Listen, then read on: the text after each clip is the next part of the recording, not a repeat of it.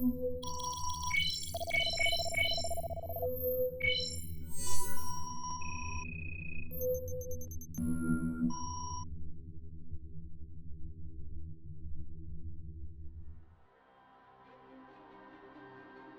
Great Solar War ended on the same ground where it had begun, atop the ruins of the old Roman fortress of Castra Martis, where the rusty sands met the burning slopes of Olympus Mons. For 7 months, 7 days, and 7 hours, Rome's final Martian legion had held the battlements, until the skies above were filled with the great ships of the Han and the Inca, having overwhelmed the orbital blockade at long last. The siege was broken, swiftly and bloodily, and though the outer system campaigns would stretch onward for nearly 2 years thereafter, the power of the Axiomites, the Mississippi Empire, and the martyred Khans that had rallied them had all but bled out. Neither the last battles fought across the Jovian moons, nor the atomic attacks on Earth itself could affect the inevitable. Victory in the solar system would belong to the Tripartite. An unholy alliance, the Tripartite of Sol brought together powerful nations that more than once in their long histories had warred with one another for resources, territory, and prestige. The Celestial Empire of the Han, the Imperium Romanum, and the Realm of the Four Parts. Each had suffered and inflicted suffering on the others, in countless battles across the Silk Roads of India and Asia, the conquests of the New World, and the plague wars that followed.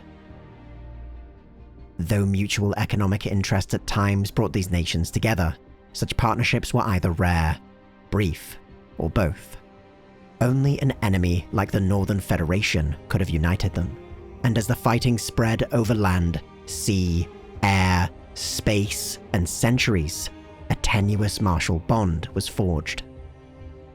The triumph of the Tripartite has given the burned and battered Earth its first real chance to heal, but the ambitions of its leaders are far grander. In the final days of the fighting, just before the armistice, multiple events were detected on the edge of the solar system, indicative of faster-than-light transit. It was a feat of technology beyond the capabilities of the Tripartite, and its consequences were immediately understood. The Northern Federation had lost the solar system, but secured entry into the wider galaxy. In such circumstances, the Tripartite, founded in war, must become the united face of empire. No nation alone can bear the expense of the interstellar frontier, but together they might expand outwards and forge new destinies across the stars.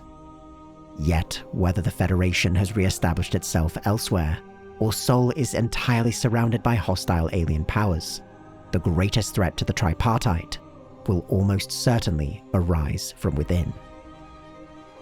Whatever else it might be, or has the potential to become, the alliance between the Imperium, the Celestial Empire, and the Realm of Four Parts began as one of convenience. The cracks in its foundations run deep, and what survived in war may not survive in peace.